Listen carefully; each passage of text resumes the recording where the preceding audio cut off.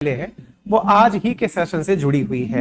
आप हैं world bank के प्रधान या वर्ल्ड बैंक के हेड। दुनिया को लोन देने वाली, दुनिया की मदद करने वाली जो दो संस्थाएं हैं उनमें वर्ल्ड बैंक और आईएमएफ का सबसे ऊपर नाम आता है। ये वर्ल्ड वॉर 2 के दौर की बनी हुई हैं। उसके पश्चात जब दुनिया का निर्माण हो रहा था तब बनाया गया था। आप हैं बांगा जो कि अमेरिका में ही रहते हैं और अमेरिका से ही वर्ल्ड बैंक को हेड करते हैं। आप इंडिया आए हुए हैं और जब ये इंडिया आए तो इन्होंने अपने साथ में भारत के बारे में जो अच्छी बातें थी वो भी लेकर आए और यहां आकर कहा। अजय बांगा जी के द्वारा G20 में आना और उनके साथ साथ भारत के बारे में अच्छी बातें बोलना, ये हमने कल एक चुटकीले अंदाज में अपने ट्विटर हैंडल पर साझा किया था कि पाकिस्तान से बोलो कि वर्ल्ड बैंक वाले आए हैं, पैसा चाहिए हो तो बताना। इस तरह से हमने एक इशारा दिया था आपको ये समझाने का कि भैया इस समय पाकिस्तान में वर्ल्ड बैंक और आईएमएफ के नाम पर जहां एक और पलक पांव बिछाए बैठे हैं कि ये लोग कभी पहुंच जाएं और आकर के तारीफ में दो शब्द कह दें और इनकी इकोनॉमी चल पड़े, वो लोग भारत में आए हुए हैं, भारत के मेहमान हैं। इसी बीच में दूसरी दुनिया की सबसे बड़ी बैंक जिसे आप आईएमएफ के नाम से जानते हैं, उसकी प्रधान क्रिस्टलिना जॉर्जीवा भारत में आपको बहुत ही खूबसूरत अंदाज में दिखाई दे रही हैं, थिरकते हुए दिखाई दे रही हैं। जब वो भारत पहुंची तो उनके स्वागत के लिए जो म्यूजिकल नाइट रखा गया था वो उसको पूरी तरह एंजॉय कर रही है। ये दर्शाता है कि विदेशी डेलीगेशन जब भारत आए हैं तो वो भारत आकर के कितना प्रसन्नचित हैं। भारत की अगुवाई से, अतिथि देवो भव के जो भाव है उससे ये दृश्य निश्चित ही हमारे पड़ोसियों को नागवारा गुजरेगा। खैर, फिलहाल के लिए वर्ल्ड बैंक के द्वारा कहे गए चीज की तारीफ कर दिए हैं। डीपीआई क्या होता है, सारी बातें आपको बताते हैं। देखिए, दुनिया भर में आज जो ताकतें हमारे देश में एकत्रित हुई हैं, दुनिया भर की बड़ी ताकतें, उनका असल उद्देश्य यह है कि कभी दुनिया वापस से आर्थिक संकट के दौर में ना जाए। दुनिया में जब जब आर्थिक संकट आए हैं तब एक दूसरे देश के साथ मदद करके उन्हें बाहर निकालने के लिए शुरुआती तौर में इसका गठन इसी उद्देश्य से किया गया था। फिर उसके बाद में सारे देश आपस में मिलते रहे और अपनी अपनी बातें करते कि जो जनता देश में निवास करती है उसको कितना ज्यादा टेक्नोलॉजी के साथ में जोड़कर अपडेट किया गया है। जैसे भारत ने अपने इन पिछले सालों में जो यूपीआई है इसके अंदर एक अलग ही मुकाम हासिल कर लिया है।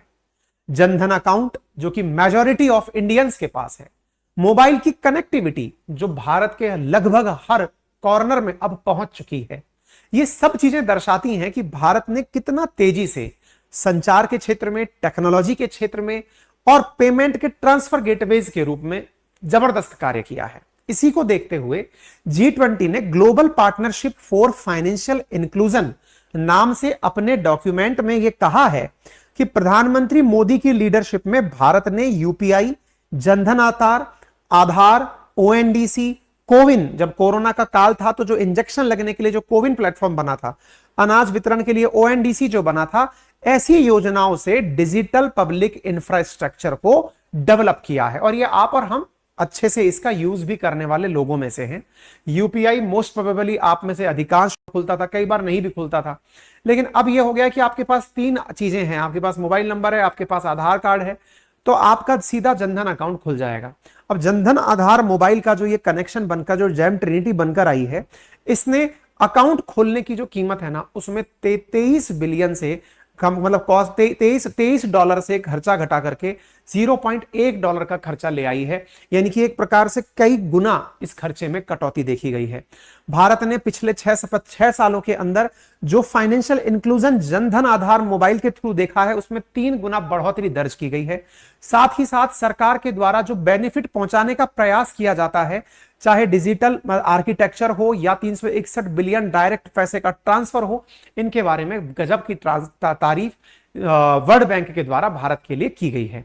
ठीक है ना। भारत ने हाल ही में अपने लेवल पर इस डिजिटल पब्लिक इंफ्रास्ट्रक्चर को बढ़ावा देने के लिए न केवल आधार बल्कि अब डिजी यात्रा का भी उपयोग किया है। यानी कि हवाई जहाज से यात्रा करते हैं, उनकी हवाई यात्रा से पहले अब ऐसा फेशियल रिकॉग्निशन सिस्टम लगाया है कि आपके जाते ही आपकी पूरी पहचान हो जाएगी कि आपने आखिरी बार ट्रेवल कब किया था, आपके नाम से टिकट बुक है या नहीं है, आपकी सीधी चेक इन केवल चेहरा देख करके हो जाएगी। साथ ही साथ आपकी डॉक्यूमेंट्स को सुरक्षित रखने के लिए ऑनलाइन क्लाउड डिजी लॉकर के रूप में दिया गया है।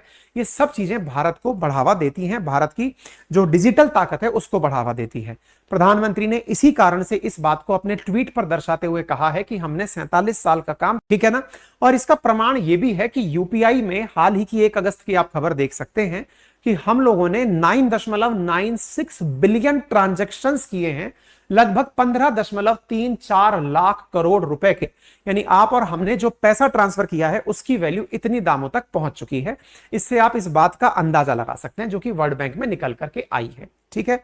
अब G20 की बैठक में जो आए हुए विदेशी प्रतिनिधि हैं और उनके साथ आए हुए जो फॉरेन डेलीगेशंस हैं, उनके जो जानने वाले हैं, उनका ऑफिस स्टाफ है, उनके साथ अधिकारी जो आए हैं, उनको भारत मंडपम में जहां पर यह पूरा इवेंट हो रहा है वहां पर क्या क्या नजारे दिखाए जा रहे हैं उसका अंदाजा आप भारत की डिजिटल यात्रा से लगा सकते हैं। भारत ने प्रॉपर तरीके से तैयारी की है कि यहां पर जब यूपीआई के माध्यम से डाल दिया गया है और कहा गया है कि अब आप इस पैसे का उपयोग इसी भारत मंडपम में जब भी कोई खरीद फरोख्त करनी हो तो करके देखिएगा। यह विदेशी प्रतिनिधियों को और उनके साथ आए अधिकारियों को यह अनुभव दिलाता है कि हमने ट्रांजैक्शंस को कितना सेफ, सिक्योर और सीमलेस कर दिया है। बिना किसी दुविधा के उसे संपन्न कराने में हमने कार्य किया है। यह चीज अपने आप में हमने बहुत अच्छी बनाई है। दूसरा, आर्टिफिशियल इंटेलिजेंस के अंदर हमने भाषिणी का भी प्रदर्शन किया है। यह क्या है? हमने प्रॉपर तरीके से एक ऐसा इंटरफेस एआई के माध्यम से बनाया है जिसमें आप कोई सी भी भाषा इनपुट डालिए है तो आपके अपने हिसाब से उसे रिप्रोड्यूस करके दे सकती है। तो भारत ने इस प्रकार से अपने फॉरेन डेलीगेशंस के लिए बहुत सारी सुविधाएं इस भारत मंडपम, जहां दिल्ली के प्रगति मैदान में यह बैठक हो रही है, वहां दी है। ट्विटर पर इसी का ट्रेन के आप भी यहां पर पहुंचे, साथ ही साथ उनके साथ में मॉरिशस, बांग्लादेश, इनके प्रधानमंत्री भी भारत पहुंचे हैं। साथ ही G20 के इवेंट में ऋषि सुनक जी ने आने के बाद अपने लेवल पर वीडियो शेयर किया। अब उनका जो यहाँ पर आगमन हुआ उसके बारे में उन्होंने बताया कि वो कैसे यात्रा किए। साथ में उन्होंने ये भी बताया कि वो अपने देश में खालिस्तान को नहीं पनपने देंगे, इस प्रकार के एक्सट्रीमिज्म को वो बिल्कुल भी स्थान नहीं देते हैं। ये अपने आप में बड़ी बात है। ऋषि सुनक जी इस जगह को लेकर काफी एक्साइटेड हैं और उन्होंने इस इवेंट में बहुत बढ़ चढ़ के पार्टिसिपेट भी किया है। इसके साथ साथ हमने यहां एंट्री करते ही डोर पर एक फेशियल एक्सप्रेशन को पहचानने वाला एआई होलोबॉक्स भी रखा है। ये एआई एंकर है, आर्टिफिशियल इंटेलिजेंस से बना हुआ एंकर है। जब आप एंट्री करेंगे तो ये आपको बोलता है नमस्ते, भारत में आपका स्वागत है।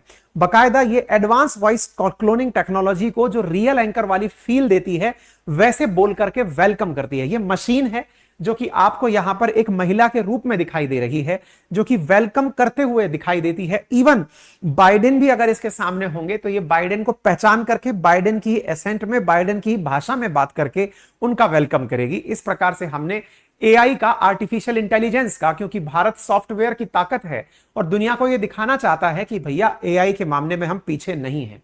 हमने अपनी विविधताओं को दिखाते हुए गीता एआई का भी यहां पर प्रदर्शन किया है। गीता एआई जो कि गीता के बारे में जानकारी देने के लिए कि अगर आप वहां जाएं, गीता से रिलेटेड सवाल पूछें तो वो पूरी तरह से आपको चैटबॉट जवाब देता हुआ दिखेगा। इस प्रकार से हमने यहां पर गीता एआई का भी उपयोग किया है, ठीक है ना। इसके साथ साथ शाम को